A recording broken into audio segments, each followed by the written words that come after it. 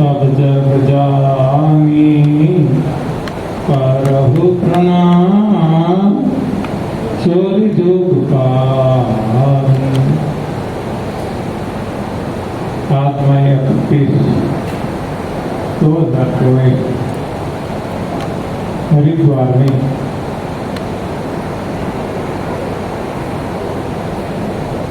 दिव्याशीष आश्रम सुंदर नगर मंडी डिस्ट्रिक्ट हिमाचल प्रदेश के द्वारा संचालित एक सेंटर कल शुरू हो चुका है। काम अभी बाकी है, निर्माणाधीन है, हो जाएगा समय में।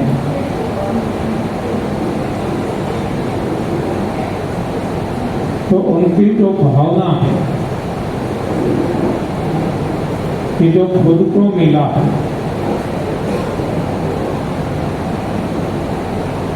इसको बांटे,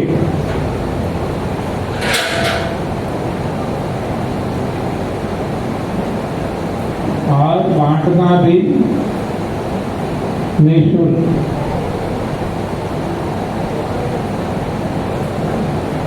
तो इस भावना से जो आगे बढ़ रहे हैं, जनता जनार्दन उनका अभिवादन कर रहे हैं। प्रभु की कृपा बरस रही है और हरि के द्वार में एक नया द्वार खुल गया है। इसका लाभ सारी दुनिया के हर कोई मानव को, कोई भेदभाव के बिना, न स्त्री न पुरुष लिंग भेद नहीं, न हिंदू मुस्लिम सिख ईसाई, न धर्म संप्रदाय का भेद, हर किसी को मिल रहा है, मिलने वाला है।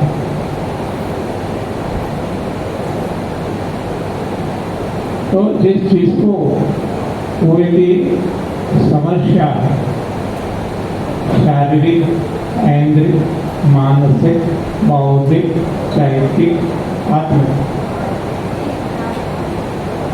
लाभ ले सकते हैं।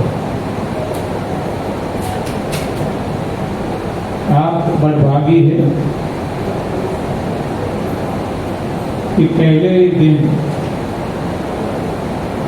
आप यहाँ पहुँच गए हैं। आप खुद पे प्रयोग करो, हमारा कहा मानो नहीं,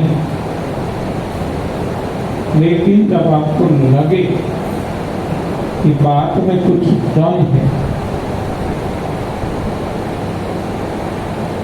तो वैसे ही नहीं अपना लेना, लेकिन खुद पे प्रयोग करना।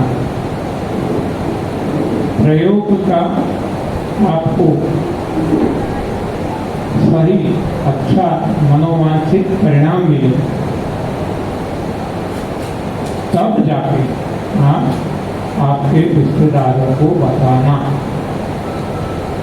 चाहे इंडिया में हो चाहे एब्रॉड हो। हर किसी को इसका लाभ मिले ऐसा प्रयास करना। ये भी एक प्रभु सेवा, सेवा तन मन धन से हो सकती है। तो किसी को रास्ता, सही रास्ता दिखाना, वो भी एक सेवा। तो ऐसे सेवा का पुण्य कार्य आप भी करना जब आपको संतोष हो जाए। तो आज एक दिन का जो शिविर है इसमें हम प्रयास करेंगे कि अवधारणाएं जो मन में पड़ी है, इल्यूशन, भ्रांतियां, इसको तोड़े और सही क्या है इसका पता लगाए। पता लगने से खुद पे प्रयोग करें और प्रयोग का जो सुखद मनोवांछित परिणाम मिलता है वो अब सारी दुनिया में बांटे।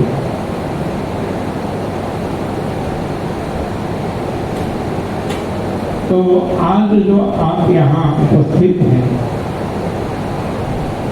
इसमें से कितने लोग ऐसे हैं जिन्होंने ऐसा सेमिनार जीवन में कभी भी न किया हो? मेरा सवाल समझ में आ गया ना? कितने लोग ऐसे हैं जिन्होंने ऐसा सेमिनार, ऐसी शिविर जीवन में कभी भी न की हो?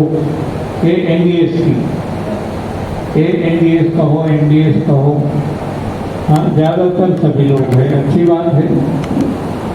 मतलब कि हम चाहे कितने भी पढ़े लिखे हैं, हमने पीएचडी भी किया कोई भी फील्ड में, लेकिन एनडीएस के फील्ड में हम फर्स्ट स्टैंडर्ड के स्टूडेंट हैं, प्राइमरी स्टूडेंट है हम। तो प्राइमरी लेवल का ज्ञान हमें जरूरी है। तो इस हिसाब से हम हमारे अनुभव के आधार से आपको समझाने की कोशिश करेंगे।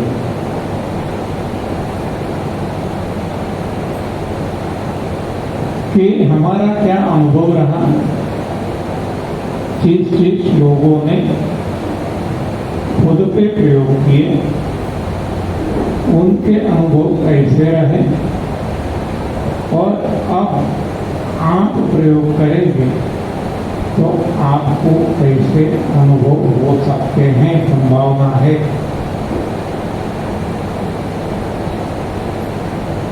आज करोड़ों लोग, एग्जैक्ट फिगर हम नहीं दे सकते, लेकिन करोड़ों लोग सारी दुनिया में इस जानकारी का लाभ लेकर अपने जो भी रोग थे, चाहे वो डायबिटीज हो, बीपी हो, एसिडिटी हो, माइग्रेन हो, मोटापा हो, जोड़ों का दर्द हो, निसंतान का हो, सांस एड, कैंसर, कोरोना हो, कोई भी शारीरिक सारे रोग,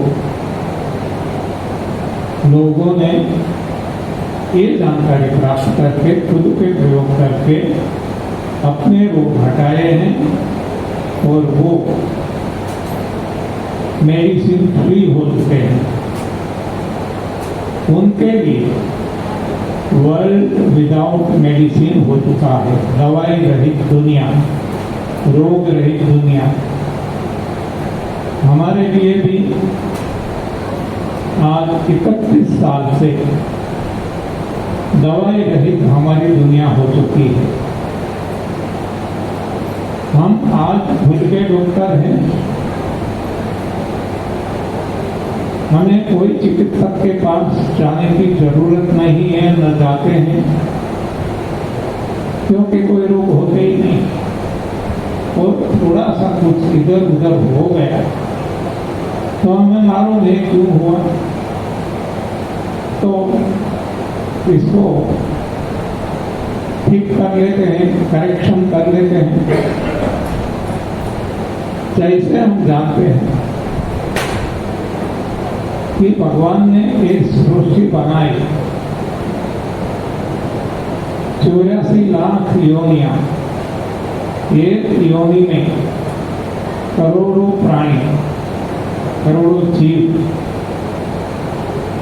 लेकिन एक भी जीव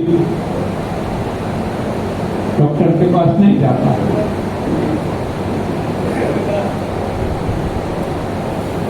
क्योंकि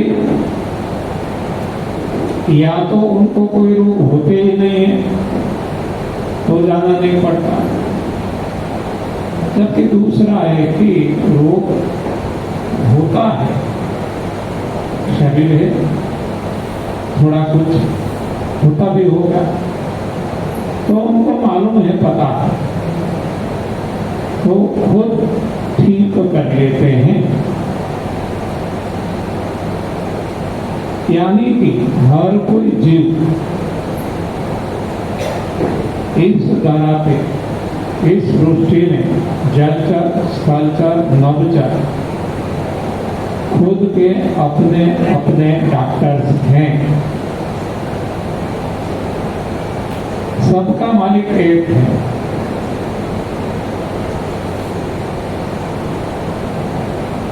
उन सभी को जिसने बनाया वही भगवान ने हमें भी बनाया। ये सारे जीव खुद के डॉक्टर जब हैं, हो सकते हैं, तो हम इंसान क्यों नहीं हो सकते? लेकिन हम कभी सोचते ही नहीं है, हमारी मति ही मारी गई है। तब भी ऐसा नहीं सोचते कि और सारे प्राणी को डॉक्टर की, कोई चिकित्सक की आवश्यकता नहीं पड़ती और हमें ही क्यों पड़ती, कोई नहीं सोचता है। भेड़ बकरियों के तरह आंखें बंद करके बस दौड़ते ही रहते हैं, दौड़ते ही रहते हैं। यह हमारी अज्ञानता का परिणाम है। हम खुद को अज्ञानी नहीं मानते हैं, हम खुद को बहुत ज्ञानी मानते हैं, क्योंकि पढ़े लिखे। मेरे जैसा कोई कहेगा कि मैंने तो भी इलेक्ट्रिकल पास की है, डिस्टिंक्शन मार्क्स से पास की है, कोई कहेगा कि मैंने तो एमई पास किया है, कोई कहेगा मैंने MBBS, MS, MD, DM पास किया है, कोई कहेंगे कि हमने तो मास्टर डिग्री ले ली है और इससे भी आगे हमने PhD की है। ऐसे हर कोई ज्ञानी होने का एक अभिमान, घमंड लेके फिरते हैं।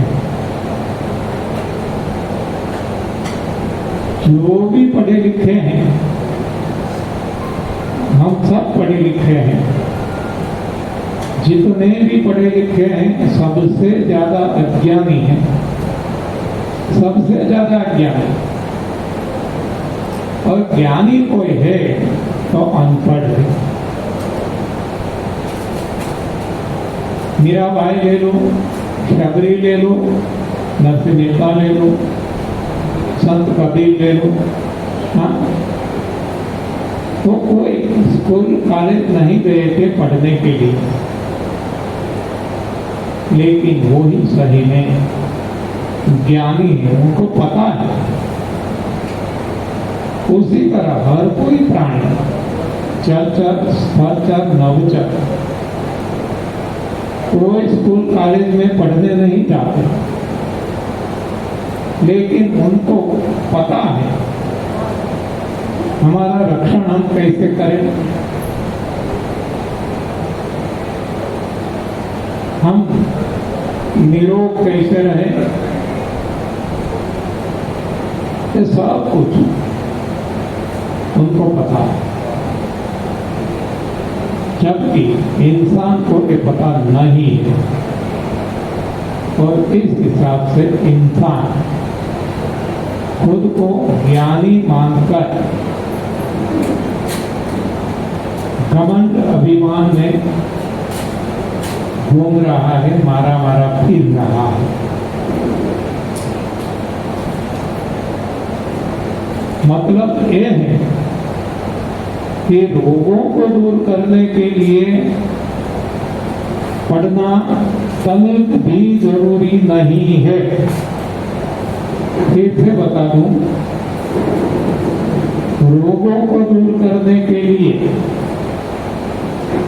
तनिक भी पढ़ने की आवश्यकता नहीं है। जबकि हम MBBS, MS, MD, DM, Ayurveda के डॉक्टर, एलोपैथी के, होम्योपैथी के, नेचुरोपैथी के कितने डॉक्टर हमने बनाए। हर कोई डॉक्टर आप देख लेना सारी दुनिया में, किसी की आलोचना नहीं है, किसी की फैक्ट। एक भी डॉक्टर निरोग नहीं है, एक भी। और उनके पास हम निरोग होने के लिए जाते हैं तो मूर्ख कौन? कहने वाला तो दीवाना, सुनने वाले भी। हम क्यों नहीं सोचते कि जब ऐसे प्राणी जिसको पशु कहते हैं वो भी निरोग रह सकते हैं, जबकि हमें तो भगवान ने सर्वश्रेष्ठ बुद्धि दी है। और फिर भी हम बीमार, और फिर भी हम हमारे रोग को न हटा सके। तो ये सोचना होगा।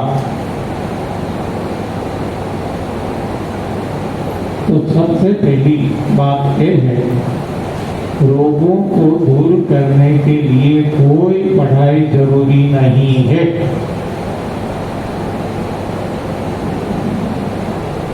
तो क्या जरूरी है? सही बात समझना।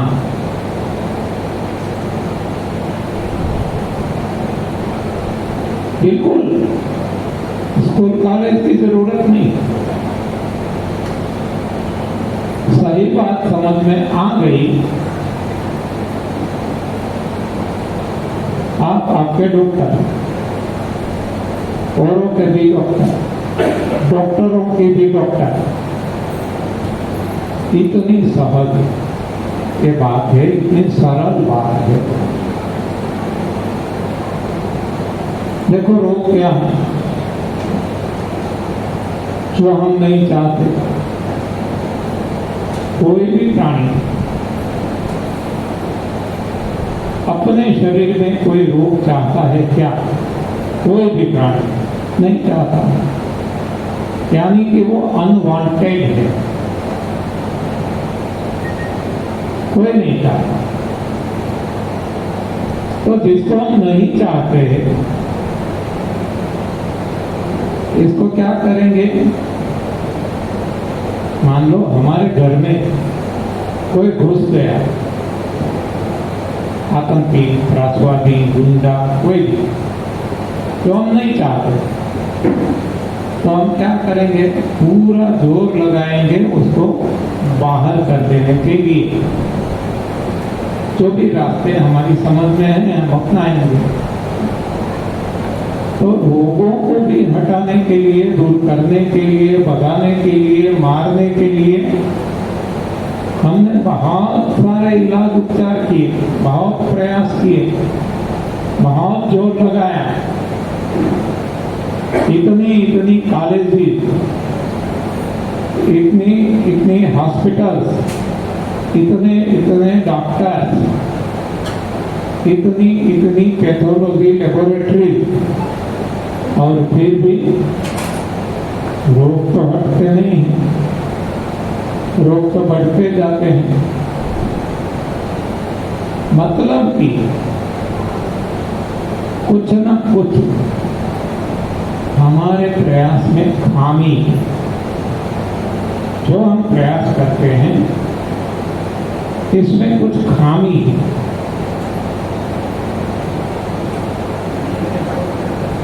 समझने के लिए हम हरिद्वार में बैठे हैं, हमें जाना है दिल्ली। दिल्ली का रास्ता यदि पकड़ लेंगे तो अवश्य हम दिल्ली पहुंचेंगे ही पहुंचेंगे। कोई जल्दी पहुंचता है, कोई देरी से, लेकिन हर कोई पहुंचेंगे कब? जब वो चलता है। और दूसरा, जब दिशा सही है। देखो, ये दोनों बातों की जरूरत है। चलना भी पड़ेगा, कुछ करना पड़ेगा, और दिशा सही होना जरूरी है। मान लो हमने दिशा गलत पकड़ ली, दिल्ली का रास्ता पकड़ने की बजाय हमने कोई और रास्ता पकड़ लिया, तो हम दिल्ली पहुंचेंगे क्या? कभी नहीं पहुंच सकते। तो ऐसा हुआ, रोगों को दूर करने के लिए जो दिशा हमने गलत पकड़ ली, काम तो बहुत किया, जोर तो बहुत लगाया, खर्च बहुत किया, लेकिन दिशा गलत पकड़ ली। और यही तो कारण है कि रोग जाते नहीं, कम भी नहीं होते, बढ़ते जाते हैं। इसे यहां भी हम देख सकते हैं, दिल्ली का रास्ता सही रास्ता पकड़ा होगा तो धीरे धीरे जितना हम चलते तो दिल्ली से नजदीक पहुंचते, हमारी जो मंजिल है वहां नजदीक पहुंचते और मंजिल तक पहुंच जाते। लेकिन यदि गलत रास्ता कोई पकड़ लिया उल्टा, तो अब क्या होगा? दिल्ली तो नहीं पहुंचने वाले, लेकिन दिल्ली से दूर जाएंगे, हमारी जो मंजिल है उससे दूर जाएंगे। ऐसा यहाँ हो गया है। जब से हमने रोगों को हटाने का प्रयास किया, तब से हमने गलत दिशा पकड़ ली है। हम सब जानते हैं, रोगों को हटाने का सबसे पुराना इंसान का प्रयास है तो क्या है? आयुर्वेदा। मतलब आयुर्वेद ने गलती कर दी। यदि वो सही दिशा में चला होता तो बाद में कोई फिजियोथेरेपी की जरूरत ही नहीं होती।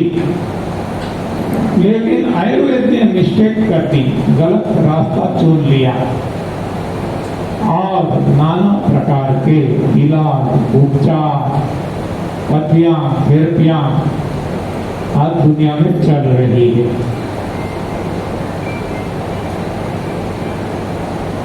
हो गया तो हो गया, अब हमें सोचना है कि क्या करें। एकदम सरल है, समझना भी करना भी आसान है, और यूं चले जाएंगे। कोई भी रोग है, हाँ? कैंसर भी हो, कोरोना भी हो, डेल्टा वायरस हो, और जो हम नहीं जानते ऐसे कोई फ्यूचर में आने वाले कोई रोग हो, चले जाएंगे। सभी को जरा मैं एक रिक्वेस्ट कर दूं, बुरा मत मानना, मोबाइल फोन यहाँ नहीं चलाना है। साइलेंस में नहीं रखा है तो रख दो, वाइब्रेशन में रख सकते हैं यदि आपको ज्यादा जरूरी लगता है, तो आप बाहर जाके बात कर सकते हैं। और जो लोग नीचे बैठ सकते हैं वो नीचे बैठो, तो जो नीचे नहीं बैठ सकते वो लोग छत पर बैठ सकते हैं।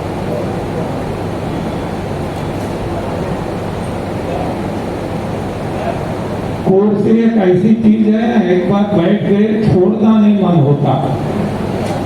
हाँ?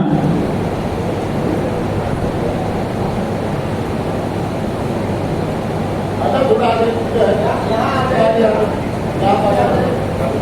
एक खाली जगह पड़ी है, आ जाएंगे।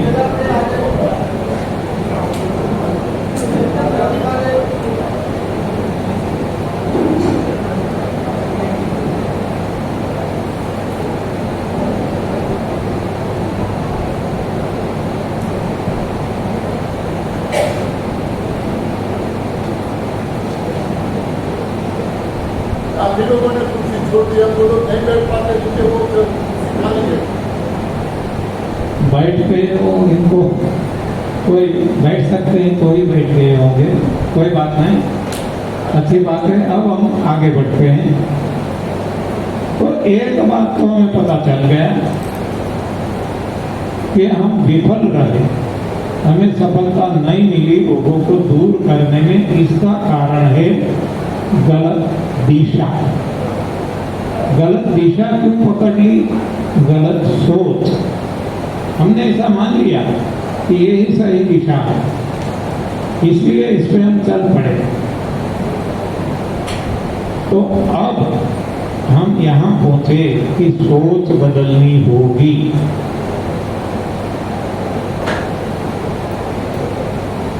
रोगों को दूर करना, देखो इंजेक्शन लेने से रोग नहीं जाएगा, वैक्सीन लेने से रोग नहीं जाएगा, रोग बढ़ेंगे, मरेंगे। लेकिन सोच बदलने से रोग जाएंगे। तो सही सोच क्या है, गलत सोच क्या है, तो अब देखते हैं।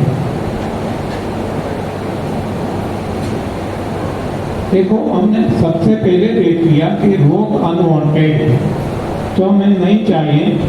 वो ऐसा शरीर में कुछ होता है, दर्द होता है, भारीपा महसूस करते हैं, जो कुछ होता है, इसको हम रोग कहते हैं।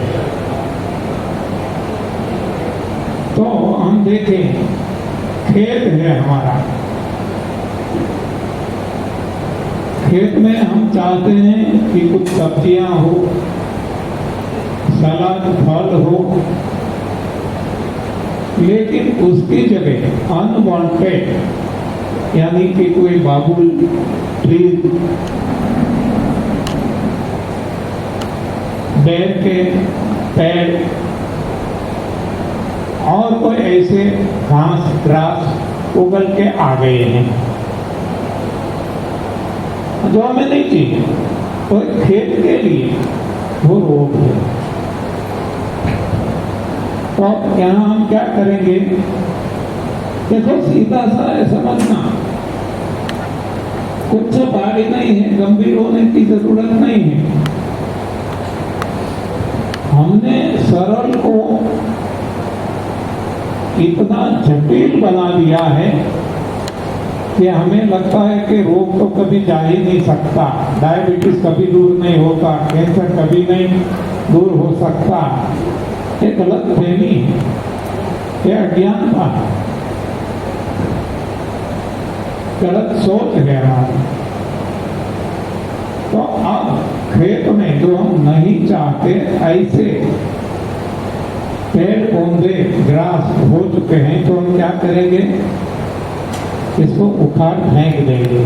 वही करेंगे ना, मतलब कि खेत की सफाई करेंगे। खेत क्या है? श्रीमद् भगवद गीता में बताया गया है, हमारा शरीर वो क्षेत्र यानी खेत है। हाँ, इसमें जो अनवांटेड ग्रास, पेड़ पौधे, हाँ, diabetes, BP, acidity, migraine, side cancer, तो इसको क्या करना पड़ेगा? उखाड़ फेंकना पड़ेगा। कैसे इसको उखाड़ फेंक सकते हैं, ये अब हमें सोचना पड़ेगा। दूसरी दृष्टि से देखें तो हम कार चलाते हैं, कोई भी व्हीकल, कार हो, बाइक हो, स्कूटर हो, स्कूटी हो, जीप हो, ट्रक हो, फ्लाइट हो, कोई भी व्हीकल अच्छी तरह से नहीं चलता, बार बार कुछ ना कुछ खामी आ जाती है, इसको उसका रोग कहते हैं।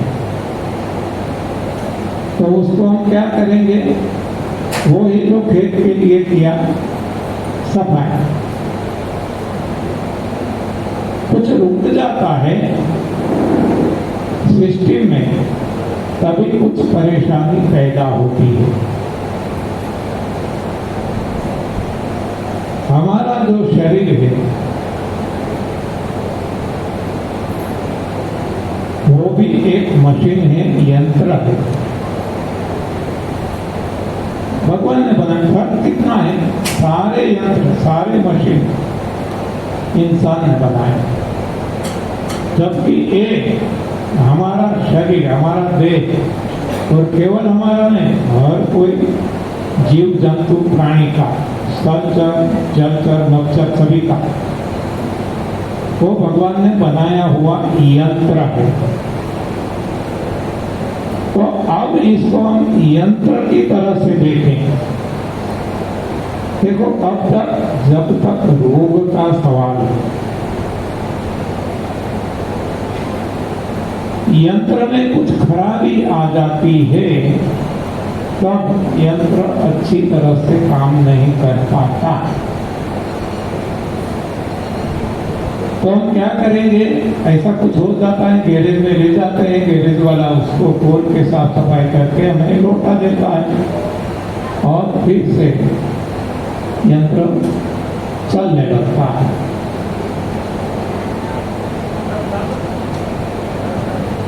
तो अब हम यहाँ तक पहुंचे, हमारी यात्रा, कि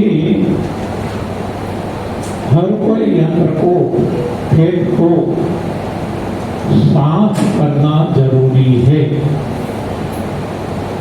तो साफ तो हम करते हैं, स्नान करते हैं, कुल्ला करते हैं, टूथब्रश, ये सब कुछ करते हैं, ये बाहरी सफाई है, जरूरी है। लेकिन सबसे ज्यादा सफाई भीतरी जरूरी है। कारण, क्योंकि जो भी रोग होते हैं, ज्यादातर लोग भीतर से जन्म लेते हैं। बाहर से भी जन्म लेने वाले लेकिन बहुत कुछ कम है।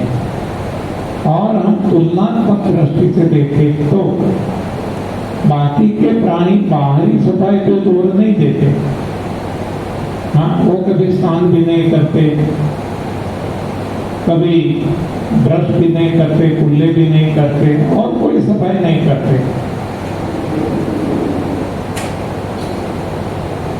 और फिर भी वो निरोग है, क्योंकि वो भीतर से साफ है। देखो, भीतरी सफाई भी नहीं करते। क्यों नहीं करनी पड़ती? क्योंकि भीतर गंदगी ही नहीं है। और भीतर गंदगी कब हो सकती है? हाँ, भीतर में, अंदर जो पेट में हम डालते हैं, डालने का रास्ता एक ही है, मुंह। तो मुंह के द्वारा जो डाला जाता है वो यदि सही है तो सफाई की जरूरत नहीं पड़ेगी और हम निरोग रहेंगे। यदि वो गलत है तो साफ करना पड़ेगा। जैसे साफ हो जाएगा, रुक जाएगा। एक भी रोग रुकेगा नहीं, एक भी, इसको जो भी रोग है हट जाएगा। मतलब कि रोगों का कारण क्या है? गंदगी। रोगों का और कोई कारण नहीं है। मच्छर काटना, मक्खी काटना, हाँ, और कुछ काटना या ऐसे कोई कारण नहीं है। ये गलतफहमी है, अज्ञानता है, भ्रांति है। सही कारण है तो शरीर के भीतर की गंदगी है। तो अब हम यहाँ तक पहुंच गए कि गंदगी को हटाना है, भीतरी और बाहरी दोनों। बाहरी शायद नहीं कुछ करेंगे तो चल भी जाएगा, लेकिन भीतरी सफाई अति आवश्यक है, अति आवश्यक। तो भीतरी सफाई कैसे करें? देखो गंदगी कहां से प्रवेश करती है हमने देख लिया, मुंह से। ये देखो जो गंदगी हम बात करते हैं, देह के लिए बात करते हैं, काया के लिए बात करते हैं, स्थूल शरीर के लिए बात करते हैं। और भी बहुत सारी गंदगी जाती है भीतर, वो मानसिक, बौद्धिक, चैतिक, आत्मिक की है, वो बाद में बात करेंगे। वो भी गंदगी जाती है, इनके द्वार दूसरे हैं। लेकिन ये जो हम बात करते हैं रोग, डायबिटीज, ओबेसिटी, माइग्रेन, कैंसर, यानी दैहिक, शारीरिक, स्थूल काया की बात करते हैं। तो इसके लिए जो गंदगी हम डालते हैं वो मुंह से डालते हैं, यानी मुंह से हम जो भी खाते हैं या पीते हैं, ये कुछ ऐसा खाते हैं, ऐसा पीते हैं जो भीतर गंदगी पैदा करने वाला है। अब हम यहां पहुंच गए कि हमने कुछ ऐसा गलत खाना खाया है, गलत पिया है, जिसके वजह से हमारे शरीर में गंदगी भर गई और गंदगी के कारण सारे रोग जन्म लेते हैं। और गंदगी गलत आहार से होती है। तो अब हमारे पास दो रास्ते आ गए।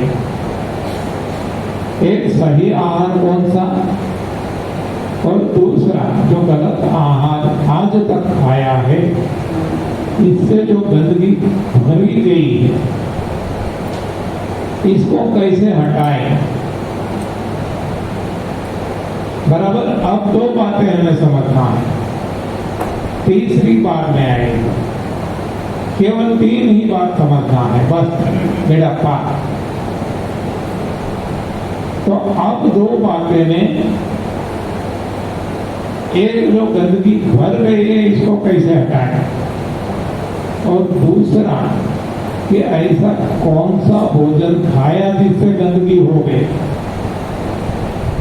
तो अब सबसे पहले हम प्रायोरिटी देंगे, प्राथमिकता रोगों को हटाने की। बाद में लिखा जाएगा, लेकिन पहले जो रोग है शरीर में, इसको हटा दें।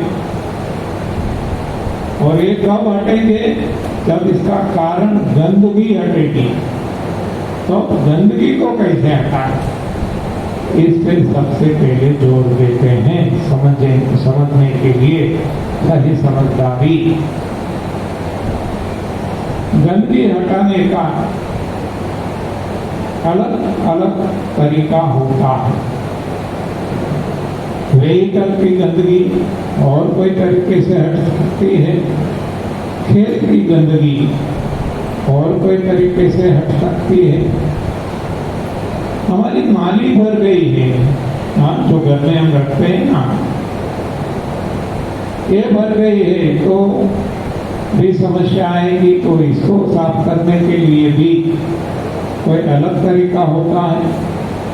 और इस शरीर में जो गंदगी भर गई है, इसको साफ करने का तरीका हमें समझना है।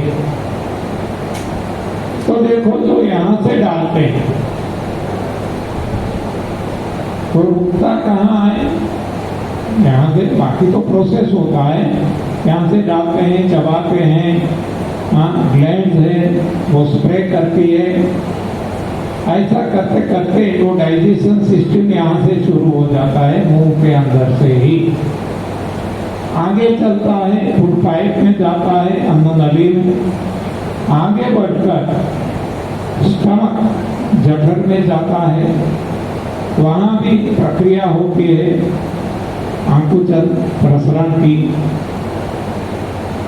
वहां से आगे चलकर छोटी आंत में जाता है, वहां से आगे चलकर बड़ी आंत में जाता है।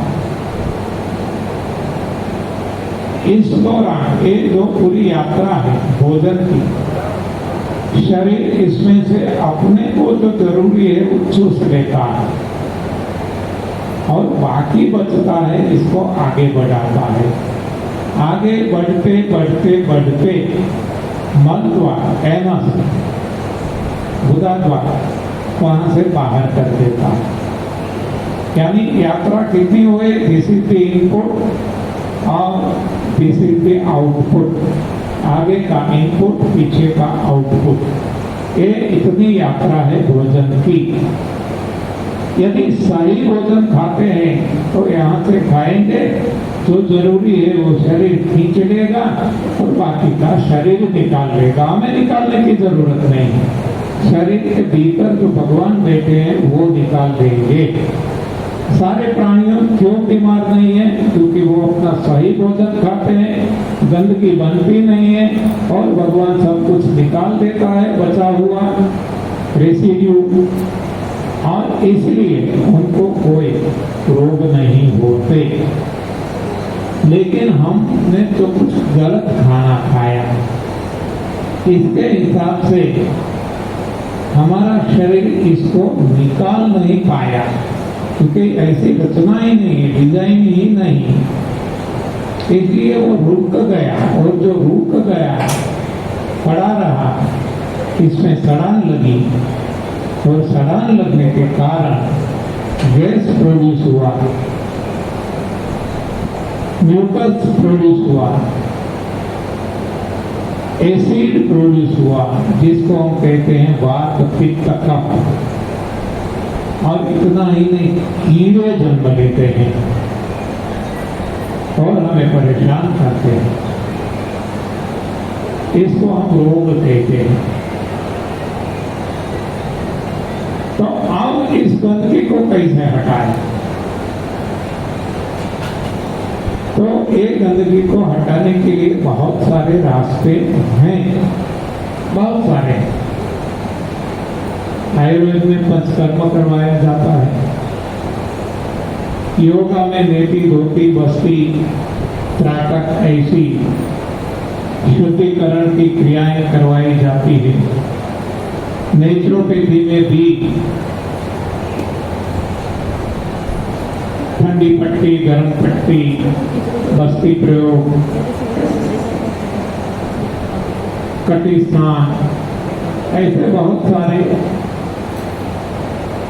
इलाज उपचार करके सफाई करवाई जाती है। तो हमने इन सभी में से 3 पसंद किए हैं, मिनिमम जितना आवश्यक है।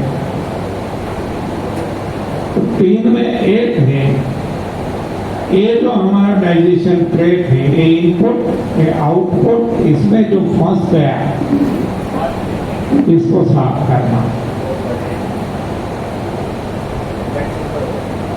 फंसने की शुरुआत ज्यादातर बड़ी आंत से होती है। तो बड़ी आंत को सबसे पहले साफ करने की आवश्यकता है।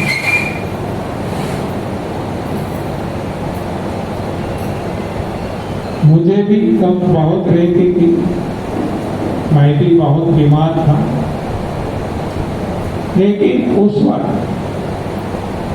सफाई करना भी जरूरी है ऐसा तो समझ में आया था, लेकिन रास्ता गलत था।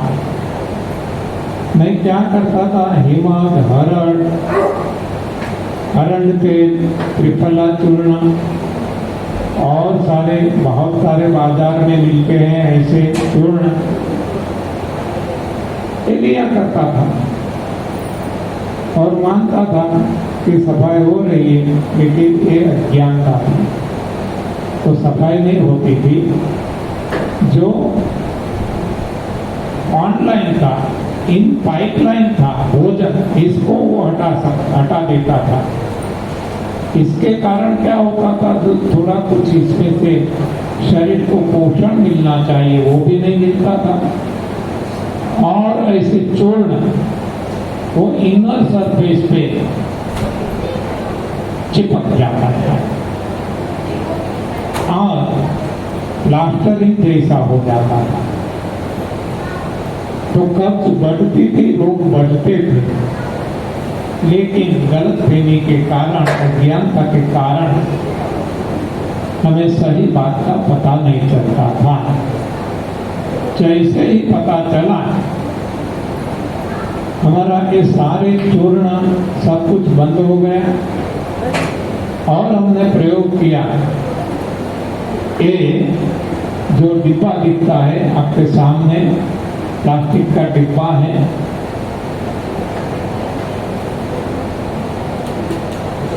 आपने समझा दिया सुबह आके।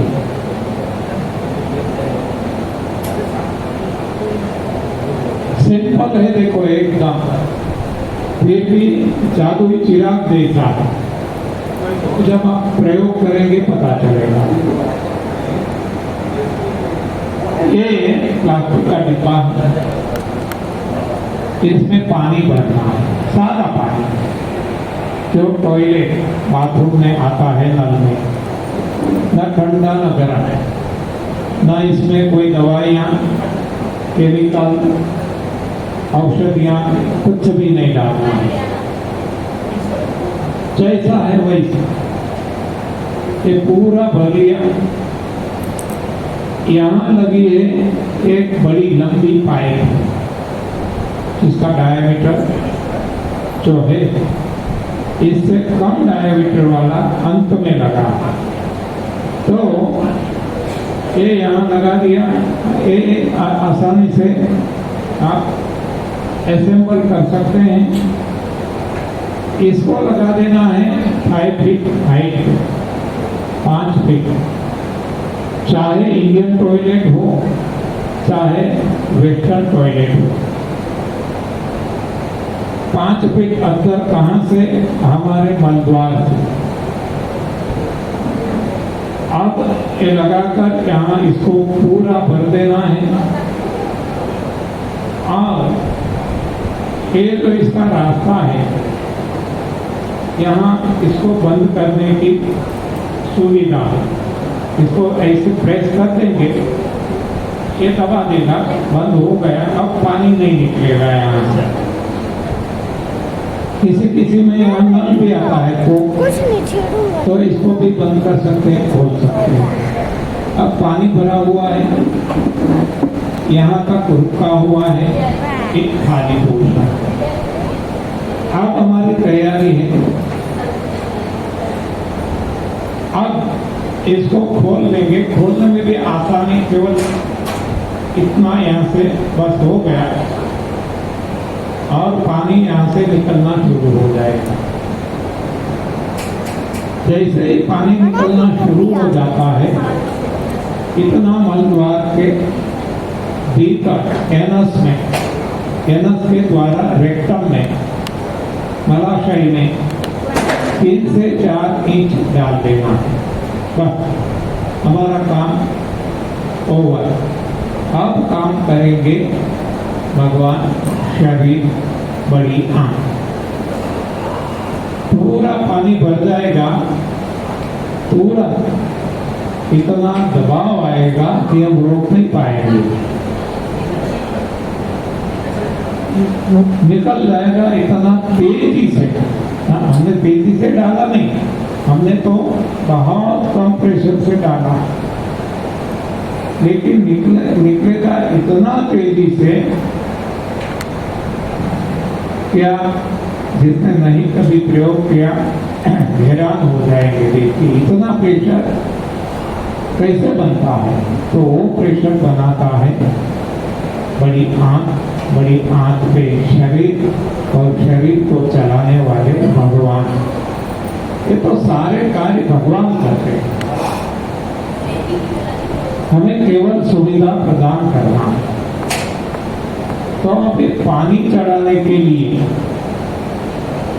खड़े रहकर भी चढ़ा सकते हैं, बैठ के भी चढ़ा सकते हैं, लेकिन सबसे इफेक्टिव वो है लेट के चढ़ाना, लेटे लेटे। एक बालकासन भी कर सकते हैं, जो हमारा मलबा है वो ऊपर की ओर रहे और मस्तक जमीन से टच होके रहे। इन्वर्टेड पोजीशन तो पानी आसानी से जाएगा। आप देख सकते हैं, आपको डेमोन्स्ट्रेशन करके दिखाते हैं। ऐसे आप देख सकते हैं पूरा। हाँ, और ऐसे भी आपका राइट हैंड साइड जो हैंड है, हाँ, इस पोजीशन से भी पानी चढ़ाएंगे तो सारे आंख में पानी फैल जाएगा, आसानी से जाएगा, तो अच्छा परिणाम मिलेगा। कोई भी पोजीशन में आप पानी चढ़ा सकते हैं। तुरंत दबाव आएगा, निकाल देना पड़ेगा। कोशिश करना जितना हो सके इसको होल्ड करें, पानी को रोकने की कोशिश करना जितना भी संभव हो। धीरे धीरे धीरे वो समय बढ़ता जाएगा, आदत पड़ती जाएगी। ये सुबह और रात 2 बार इसका प्रयोग करना है। सुबह उठने के साथ, रात सोने के पहले।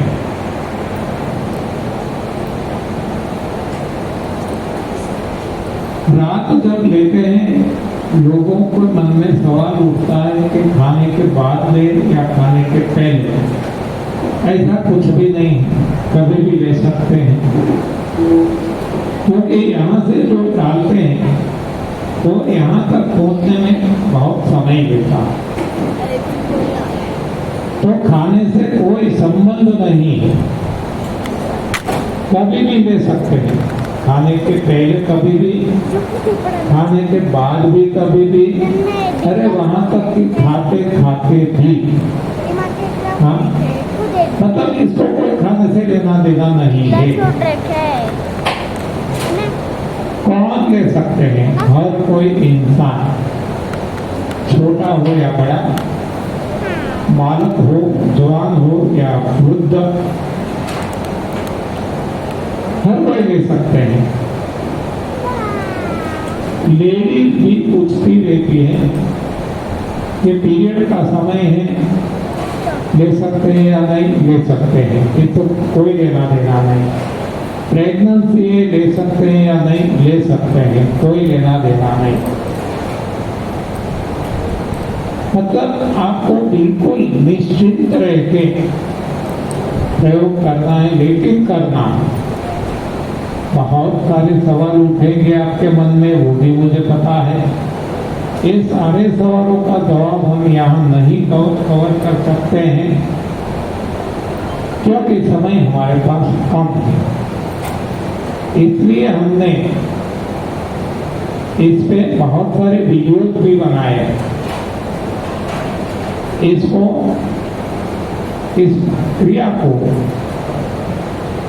हम एनिमा ऐसा नाम देते हैं, जो शब्द प्रयोग मेडिकल साइंस में किया जाता है। सही में एनिमा नहीं, एनिमा में तो क्या करते हैं, ऐसा साधन भी नहीं है, पानी भी नहीं रखते हैं, उनमें तो केमिकल डाल देते हैं। तो यहाँ केमिकल का कोई उपयोग नहीं करना है, और वहाँ एक ही बार इसका उपयोग किया जाता है। दोबारा लेना है तो दोबारा ऐसा लेना पड़ेगा। यहाँ तो एक जो बर्तन है, प्लास्टिक पोट है, सारी लाइफ चलेगा, और एक कोई नहीं, परिवार के सारे सदस्यों के लिए ये उपयोग में आएगा। तो अंतर है, और इसका काम देख के हमने इसका नाम बदल दिया। हमने देखा है एक एनिमा लेकर के जहाँ डॉक्टरों ने जवाब दे दिया था, ऐसे बहुत सारे मरीज जिंदा हो गए हैं, आज भी जिंदा है। इसलिए हमने इसको नाम दिया संजीवनी, क्रिया को नाम दिया संजीवनी और इस साधन को नाम दिया संजीवनी पात्र। तो इससे कोई नुकसान नहीं है, बेफिक्र रह के आप प्रयोग कर सकते हैं, निसंदेह रहो, बिल्कुल डाउट मत करो। किसी को ऐसा लगता है कि आदत तो नहीं पड़ जाएगी, बिल्कुल नहीं पड़ेगी। अनेक लोगों का, करोड़ों लोगों का अनुभव है, आदत नहीं पड़ेगी। बहुत सारे लोग कई सालों से ले रहे हैं, 20-20 साल से लेने वाले भी लोग हैं। हम तो कहते हैं केवल 3 महीने तक लीजिए बस, और बाद में खुद डिसाइड कीजिए, खुद के जज बनिए, खुद के गाइड बनिए, खुद तय कीजिए कि अब आवश्यकता है तो आप ले सकते हैं, आवश्यकता नहीं लगती बंद कर सकते हैं। बंद कर देने के बाद फिर से आवश्यकता आप महसूस करते हैं तो फिर से भी शुरू कर सकते हैं, तो आदत नहीं पड़ती। और मैं तो ये भी कहता हूँ कि मान लो आदत पड़ गई, नहीं पड़ती, ये लोगों का अनुभव है, फिर भी आपको मन में संदेह रहता है कि हो गया था और को नहीं हुआ, हमें आदत लग गई, तो हम कहते हैं कि ऐसी आदत जिससे हमें नुकसान होता है, ये आदत नहीं पड़नी चाहिए। जैसे शराब है, तंबाकू है, बहुत सारी ऐसी आदतें हैं जिससे नुकसान होता है, ऐसी आदत नहीं पड़नी चाहिए। लेकिन बहुत सारी आदतें ऐसी भी है जिससे नुकसान नहीं है, जैसे पेपर पढ़ना, टीवी सीरियल देखना, मंदिर, मस्जिद, गुरुद्वारा, चर्च जाना, देवदर्शन के लिए जाना, ये सारी आदतें हैं, लेकिन इससे नुकसान नहीं है। फायदा है नहीं है दूसरी बात, लेकिन नुकसान तो नहीं, तो इसकी हम चिंता नहीं करते। जबकि एक आदत ऐसी है जिससे नुकसान तो नहीं है, उल्टा फायदा। शरीर में जितनी भी गंदगी है, यदि है और है सभी की, हर किसी के देह में है, हटा देगा और हटने से रोग हट जाएंगे। तो इतना बड़ा फायदा, तो फिर डरना क्यों?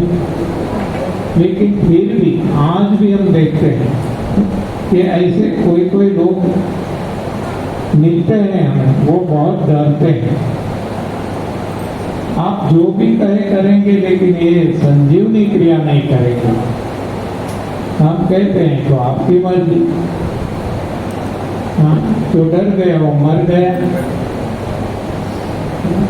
हमारा तो ये अनुभव है, और अनुभव के आधार खुद का तो है ही, लेकिन करोड़ों लोगों के अनुभव के आधार से हम कहते हैं कि संजीवनी is must and first.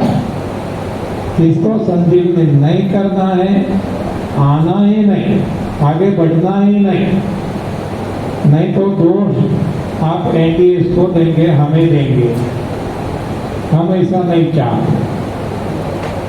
Sanjeevani must and first, वहां से ही शुरू करना, बाकी की बात फिर बाद में।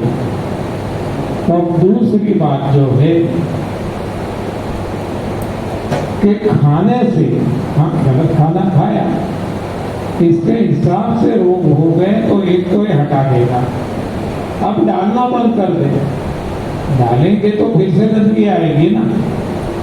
डालना बंद करो जहां तक संभव है। इसको कहते हैं लंघन। उठने के बाद कम से कम 8 घंटे तक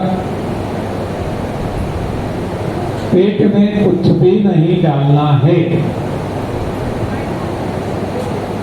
उठने के बाद देखो, फिर भी लोग हमें कहते हैं हम 16 घंटे का फास्टिंग करते हैं, इतना इतना बार बार कहते हैं, फिर भी वो लोग सोने के बाद गिनते हैं, रात को खाने के बाद गिनने लगते हैं।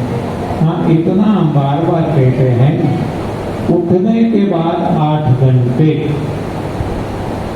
और 8 घंटे भी जिससे ना हो सके, जितना हो सके 7, 6, 5, 4, 3, 2, 1 जितना भी हो सके, लेकिन शुरू कर दें और धीरे धीरे ये समय बढ़ाते रहें और 8 घंटे तक आसानी से पहुंच जाएंगे महीने 2 महीने में। तो ये भी एक सफाई करता है बहुत। ये तो सफाई हमने देखी संजीवनी के माध्यम से, वो स्थूल सफाई करता है, जबकि ये लंघन है सूक्ष्म सफाई करता है। सारे शरीर के जितने सेल्स हैं, इसमें जो गंदगी भरी है वो कोई तरीके से नहीं निकलेगी, जो लंघन से, फास्टिंग से निकलेगी। इसीलिए जरूरी है उठने के बाद कम से कम 8 घंटों का उपवास, न खाना न पीना, मुंह में कुछ भी नहीं डालना। धीरे धीरे आदत डालेंगे, आसानी से हो पाएगा।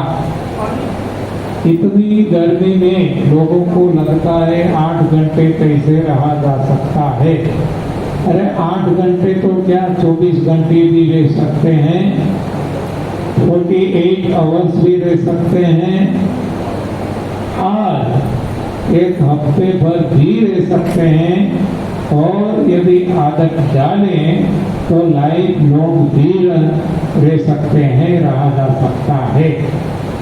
ऐसे बहुत सारे लोग आज भी है कलिकाल में, तो कई सालों से बिना खाए पिए जीते हैं, केवल हवा पे।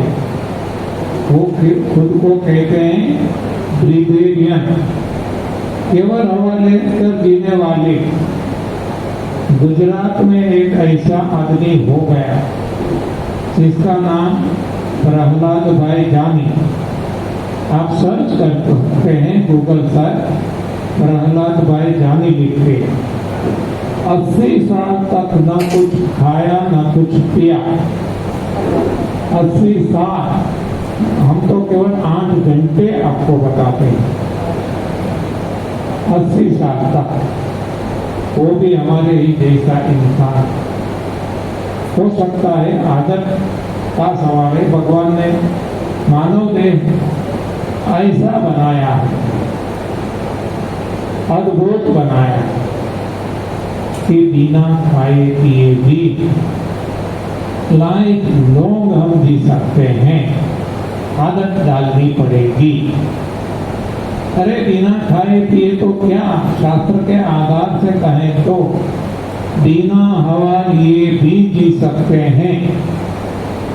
नाक से हवा लेने की भी जरूरत नहीं है। No input at all, no input through mouth, no input through nose. कोई इनपुट की आवश्यकता नहीं, भगवान हमें पहुंचा देंगे, जैसे वनस्पति जगत को भगवान पहुंचाते हैं। वनस्पति में आप देख सकते हैं पेड़ पौधे न मुंह से खाते हैं, न नाक से हवा लेते हैं, न उनको न मुंह है न नाक है, और फिर भी वो जीते हैं, फिर भी उनको 5 तत्व मिल जाते हैं। तो भगवान ने ऐसा अद्भुत शरीर इंसान को दिया और किसी को नहीं। इसीलिए रामचरितमानस ने बताया है, बड़े भाग्य मानुष तनु पावा। सुर दुर्लभ सब ग्रंथनि गावा, साधन धाम मोक्ष का द्वारा, पाई न देही परलोक संवारा। तो ऐसा अद्भुत देह हमें मिला है, जो हम चाहे हम इससे एक साधन है, काम ले सकते हैं, पद पैसा प्रतिष्ठा परिवार भी का काम भी ले सकते हैं और प्रभु प्राप्ति का काम भी ले सकते हैं। चॉइस इज अवर्स, चुनौती हमारी है। ऐसा अद्भुत शरीर केवल इंसान को मिला है। तो बिना खाए पिए भी रहा जा सकता है लाइफ लॉन्ग। तो 8 घंटे तो एकदम सरल है, आसान है। और हम सब आपके सामने कितने साल बीत गए, आज हमारे लिए 30 साल बीत गए। हाँ, हमारे लिए आसान है, कितनी भी गर्मी हो, कितना भी तापमान हो, हमें न भूख लगती है न प्यास लगती है। आपका भी ऐसा ही हो जाएगा, केवल आदत का सवाल है। लेकिन आदत धीरे धीरे डालना है, जल्दबाजी नहीं करना है कहीं भी। तो ये दूसरी सफाई हो गई।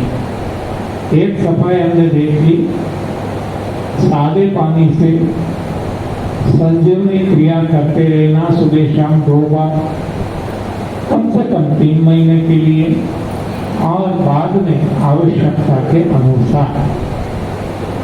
दूसरा हमने देखा 8 घंटों का उपवास, उठने के बाद न कुछ खाना न कुछ पीना, नो इनपुट थ्रू माउथ। ये भी 3 महीने के लिए प्रयोग करना है। बाद में आपको खुद को डिसाइड करना है। 3 महीने में ऐसी आदत पड़ जाएगी, अब आपका शरीर या मन मांगेगा नहीं।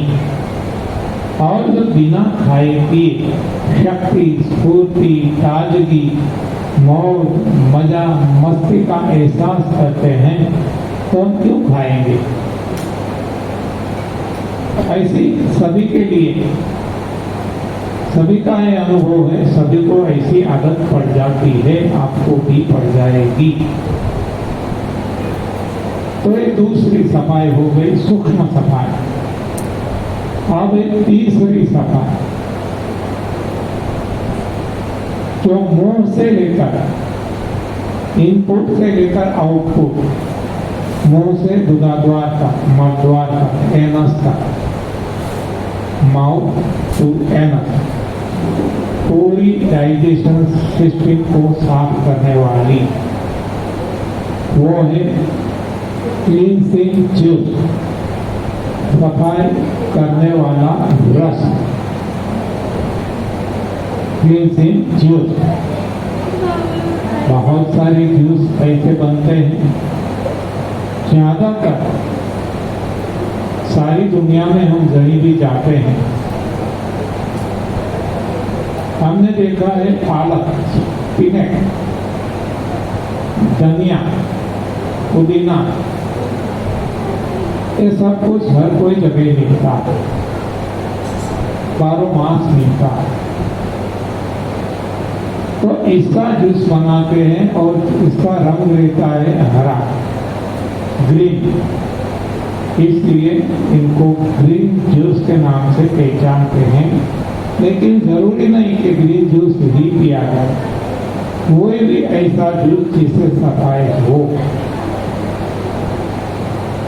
तो सफाई अनार के छिलके का जूस बनाने से भी होती है, करेला का जूस से भी होती है, और बहुत सारे ऐसे पदार्थ हैं जिसका जूस बना के पीने से पाचन तंत्र की सफाई होती है। ऐसी कोई भी सफाई आप कर सकते हैं, ये भी 3 महीने के लिए।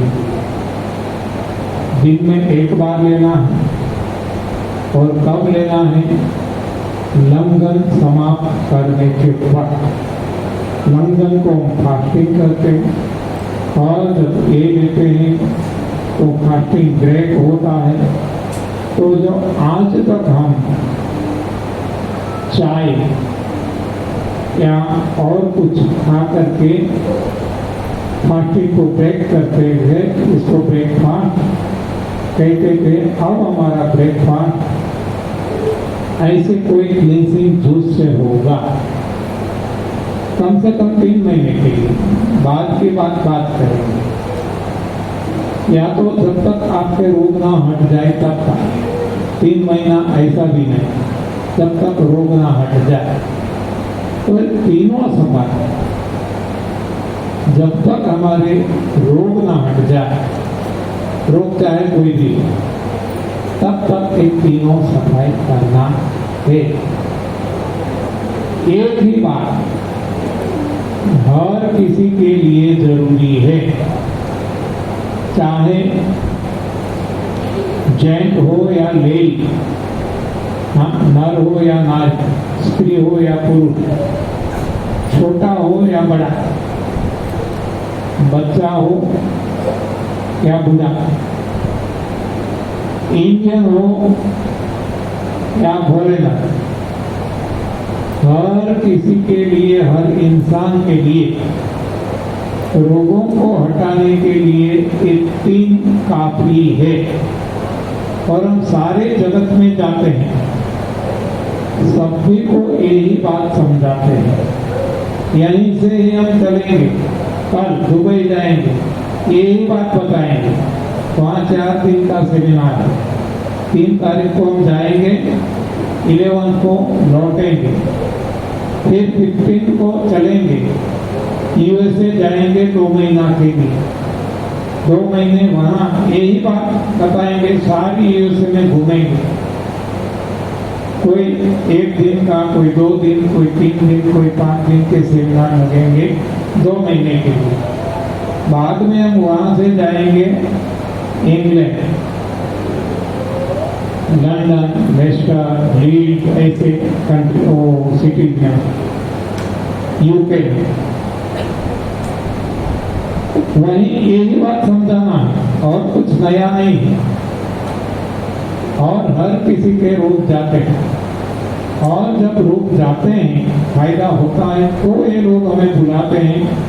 2015 से हम वहाँ जाते हैं, हर साल जाते हैं, अभी भी जाने वाले हैं। 18 जून से, इसी महीने के 18 से लेकर सितंबर 18 तक उधर हम रहेंगे। मतलब कि किसी के अपने रिश्तेदार वहाँ रहते हैं और उनको आप अवगत कराना चाहते हैं, तो आप उनको इंफॉर्मेशन दे सकते हैं, मैसेज छोड़ सकते हैं, फोन से बात कर सकते हैं। इसका डिटेल शेड्यूल जिसको चाहिए वो हमें व्हाट्सएप मैसेज कर दे। हमारा व्हाट्सएप नंबर जिसको लिखना है लिख सकते हैं, यहाँ भी आपको मिल जाएगा, कहीं ना कहीं लिखा होगा, नहीं अभी लिखना है तो लिख सकते हैं। 81698 एक बार फिर से 81698444909। 3 कंट्री में हम जा रहे हैं। सबसे पहले दुबई, यहाँ से डायरेक्ट दुबई जाएंगे, बाद में वापिस लौटेंगे और 15 को निकलेंगे, 15 जून को यूएसए के लिए और वापसी होगी सितंबर एंड में। ओके, डिटेल शेड्यूल दिया जाएगा, जो भी डिमांड करेंगे व्हाट्सएप से ग्रुप में भी डालेंगे। लंदन का केवल यूके का तो हमने डाल दिया है आज ही सारे ग्रुप में, यूएसए का बाकी है वो भी सारे ग्रुप में तो डालेंगे, लेकिन जो ग्रुप में नहीं जुड़े हैं और मांगेंगे उनको व्हाट्सएप मैसेज से भेज देंगे, और जिसको ग्रुप में जुड़ना है वो भी यही नंबर पे मैसेज कर देंगे, ज्वाइन में तो हम ज्वाइन कर देंगे। इसमें आपको आपका नाम और गांव लिखना है, पूरा पता जरूरी नहीं है, नाम और गांव, तो हम व्हाट्सएप ग्रुप में जोड़ देंगे। तो हो गया पार्ट 1 यहाँ कंप्लीट।